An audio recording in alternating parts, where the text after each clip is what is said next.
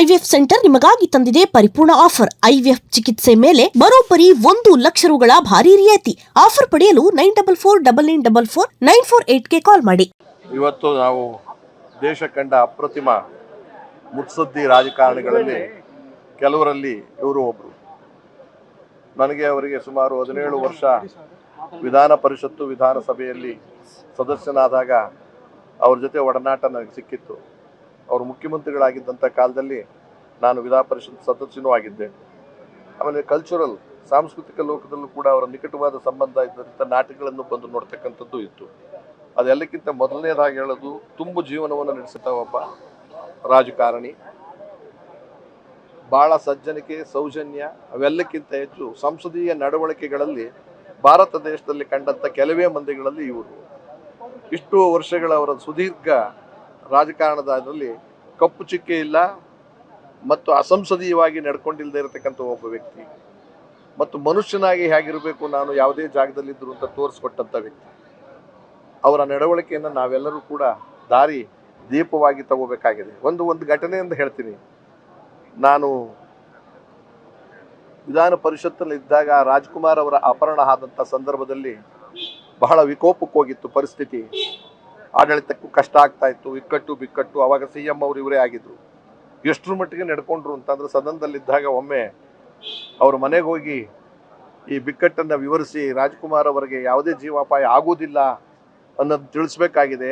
ಏಕಾಏಕಿ ನಾನು ಹೋದರೆ ಉದ್ವೇಗಕ್ಕಲ್ಲಿ ಅಭಿಮಾನಿಗಳದೆಲ್ಲ ಆಗ್ಬೋದು, ತಾವು ಹೋಗಿ ತಾವು ಆ ರಂಗಭೂಮಿಯಲ್ಲಿದ್ದೀರಾ, ಸಿನಿಮಾ ಜಗತ್ತಿನಲ್ಲಿದ್ದೀರಾ, ಅವ್ರ ಮನೆಗೆ ಹೋಗಿ ನಾನು ಬರ್ಬೋದಾ ಅಂತ ಕೇಳ್ಕೊಂಬರ್ಬೋದಾ ಅಂತ ಕೇಳಿದ್ರು. ನಾನು ಭಾಳ ತುಂಬು ಹೃದಯದಿಂದ ಒಪ್ಕೊಂಡು ಅವ್ರ ಮನೆಗೆ ಹೋದಾಗ ಶ್ರೀಮತಿ ಪಾರ್ವತಮ್ಮನವರು ಕೂಡ, ಅಯ್ಯೋ ಮುಖ್ಯಮಂತ್ರಿಗಳೇ ಅಷ್ಟೊಂದು ಶ್ರದ್ಧೆ ವಹಿಸಿ ಮಾಡ್ತಿರ್ಬೇಕಾದ್ರೆ ನಮ್ಮ ಜವಾಬ್ದಾರಿ ಅಂತ ಹೇಳಿದಾಗ ಅವ್ರು ಹೋಗಿ ಹೇಳಿದ್ರು, ಇದು ನಮ್ಮ ದೊಡ್ಡ ಆಸ್ತಿ, ದೇಶದ ಆಸ್ತಿ ರಾಜ್ಕುಮಾರ್, ರಾಜ್ಯದ ಆಸ್ತಿ ಅಷ್ಟೇ ಅಲ್ಲಮ್ಮ, ನನ್ನ ಜವಾಬ್ದಾರಿ ಇದೆ, ಅಧಿಕಾರಕ್ಕೆ ಅಂಟ್ಕೊಂಡು ಕೂತ್ಕೊಳ್ಳಲ್ಲ, ಈ ಕೆಲಸವನ್ನು ಮಾನವೀಯತೆ ದೃಷ್ಟಿಯಿಂದಲೂ ಮಾಡಬೇಕಾಯ್ತು, ಎಷ್ಟೇ ಇಕ್ಕಟ್ಟಾಗಲಿ ನಾನು ಅದನ್ನು ಮಾಡ್ತೀನಿ, ನನಗೆ ಕೈ ಜೋಡಿಸಿ ನೀವು ಅಂತ ಹೇಳಿ ನನ್ನನ್ನು ಕರ್ಕೊಂಡು ಹೋಗಿದ್ದ ಘಟನೆ ಇವತ್ತಿನವರೆಗೂ ನೆನಪಿದೆ. ಹಾಗೆ ನಾನು ಕನ್ನಡ ಅಭಿವೃದ್ಧಿ ಪ್ರಾಧಿಕಾರದ ಅಧ್ಯಕ್ಷನಾಗಿದ್ದಾಗ ಅವರು ಮಂತ್ರಿಗಳಾಗಿದ್ದರು, ವಿದೇಶ ಮಂತ್ರಿಗಳಾಗಿದ್ದರು. ನಾನು ಚೇರ್ಮನ್ ಆಗಿ ಶಿಕ್ಷಣದಲ್ಲಿ ಉದ್ಯೋಗದಲ್ಲಿ ರಾಷ್ಟ್ರೀಯ ಉದ್ಯೋಗ ನೀತಿ, ರಾಷ್ಟ್ರೀಯ ಶಿಕ್ಷಣ ನೀತಿ, ರಾಷ್ಟ್ರೀಯ ಜಲ ನೀತಿಯ ಬಗ್ಗೆ ಒಂದು ಅಧ್ಯಯನವನ್ನು ನಡ್ಕೊಂಡು 20 ಜನಗಳ ಸಾಹಿತಿಗಳು, ಕಲಾವಿದರ ತಂಡವನ್ನು ತಗೊಂಡು ಅನುಷ್ಠಾನ ತರಕ್ಕೆ ಹೋದಾಗ ಅವರ ಮಂತ್ರಿ ಮಂಡಲದ ಜವಾಬ್ದಾರಿ ಇಲ್ಲದೆ ಇದ್ರೂ ಕೂಡ ನಮ್ಮನ್ನು ಬಾಗಿಲಿಗೆ ಬಂದು ಸ್ವೀಕಾರ ಮಾಡಿ ಒಳಗೆ ಕರ್ಕೊಂಡೋಗಿ ಪರಿಚಯ ಮಾಡೋಕ್ಕೆ ಹೋದೆ. ನಮ್ಮ ದಿಗ್ಗಜರನ್ನೆಲ್ಲ ಎಲ್ಲರೂ ಪರಿಚಯ ಇದ್ದಾರಪ್ಪ, ಏನು ಮಾಡಬೇಕೆಲ್ಲ ಸಬ್ಜೆಕ್ಟ್ ಹೇಳು ಅಂತ ಅಂದ್ರೆ ಅವರೆಲ್ಲರನ್ನೂ ಮಾತಾಡಿಸಿ 1 ಗಂಟೆಗಳ ಕಾಲ ಕೂತು ಮಾತಾಡಿ ಪ್ರಧಾನಮಂತ್ರಿಗಳೇ ಅವತ್ತು ಪತ್ರ ಬರೆದು ಕ್ಯಾಬಿನೆಟ್ನಲ್ಲದಂತ ಹಿಡಿದಕ್ಕೆ ಪ್ರಯತ್ನ ಪಟ್ಟರು. ಅದಾದ ಮೇಲೆ ಪತ್ರವನ್ನು ನಮಗೂ ಕೂಡ ಒಂದು ಕಳಿಸ್ಕೊಟ್ಟು, ಇದು ಆಗಲೇಬೇಕಾಗಿದೆ, ರಾಷ್ಟ್ರೀಯ ನೀತಿ ಆಗಬೇಕಾಗಿದೆ, ಶಿಕ್ಷಣ ನೀತಿ ಆಗಬೇಕಾಗಿದೆ, ಜಲನೀತಿಯೂ ಆಗಬೇಕಾಗಿದೆ ಅಂತ ಅದಕ್ಕೆಲ್ಲ ಬೆಂಬಲ ಕೊಟ್ಟರು. ನನ್ನ ನಾಟಕ ನೋಡೋದಕ್ಕೂ ಬಂದಿದ್ದರು. ಇತ್ತೀಚೆಗೆ ಯಾವುದೋ ಒಂದು ಧಾರ್ಮಿಕ ಕ್ಷೇತ್ರದಲ್ಲಿ ಸಿಕ್ಕಾಗ ಭಾಳ ನಕ್ಕು, ಯಾವುದೋ ಬೇರೆ ಪಕ್ಷದಲ್ಲಿ ನೀನು ಅಧ್ಯಕ್ಷನಾಗಿದ್ದೀಯಾ, ಒಳ್ಳೇದಾಗಲಪ್ಪ, ಎಲ್ಲಿದ್ದರೂ ಕೂಡ ಒಳ್ಳೇದು ಮಾಡಿ ಅಂತ ಹೇಳಿದ್ರು. ಅವರ ಆತ್ಮಕ್ಕೆ ಶಾಂತಿಯನ್ನು ನಾನು ಕೊಡೋದಕ್ಕಿಂತ ಮುಂಚೆ ಇನ್ನೊಂದು ಘಟನೆ ನಡೀತು.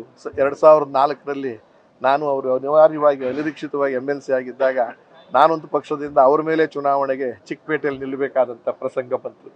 ಆಗ ಸಿಕ್ಕಿ ಗ್ಯಾರಂಟಿ ಗೊತ್ತಿತ್ತು ಕಷ್ಟ, ಆದರೂ ಕೂಡ ಅದು ಯಾವ್ಯಾವುದೋ ರಾಜಕೀಯ ಕಾರಣಕ್ಕೋಸ್ಕರ ನಿಲ್ಲಬೇಕಾಗಿ ಬಂತು.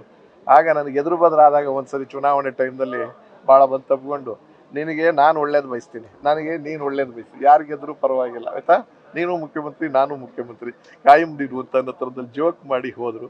ಆಮೇಲೆ ಗೆದ್ದ ಮೇಲೆ ಅವ್ರಿಗೆ ಹೋಗಿ ಅಭಿನಂದನಿಸಿದ್ರು. ಹಾಗಾಗಿ ಇವತ್ತು ನಾನು ಆತ್ಮಕ್ಕೆ ಶಾಂತಿಯನ್ನು ಕೋರೋದು ಯಾವ ರೀತಿ ಅಂದರೆ, ಅವರ ನಡವಳಿಕೆಯನ್ನು, ನಮ್ಮ ಸಂವಿಧಾನ ನಡವಳಿಕೆ ಏನಿದೆ ಆ ನಡವಳಿಕೆಯನ್ನು ನಮ್ಮಲ್ಲಿ ಆಯ್ಕೆಯಾದಂಥ ಇವತ್ತಿನ ವಿಧಾನಸಭೆ ಆಗಲಿ, ವಿಧಾನ ಪರಿಷತ್ತಲ್ಲಾಗಲಿ, ಬೇರೆ ಬೇರೆ ಅಧಿಕಾರಿಗಳಾಗಲಿ ಅದನ್ನು ನಡ್ಕೊಂಡ್ರೆ ಅವರಿಗೆ ಒಳ್ಳೆಯ ಶಾಂತಿ ಸಿಗುತ್ತೆ. ಆ ದೃಷ್ಟಿಯಿಂದ ಎಲ್ಲರೂ ಅವ್ರ ನಡವಳಿಕೆಯನ್ನು ನಡ್ಕೊಳ್ಳೋಣ ಅಂತ ಹೇಳ್ತಾರೆ.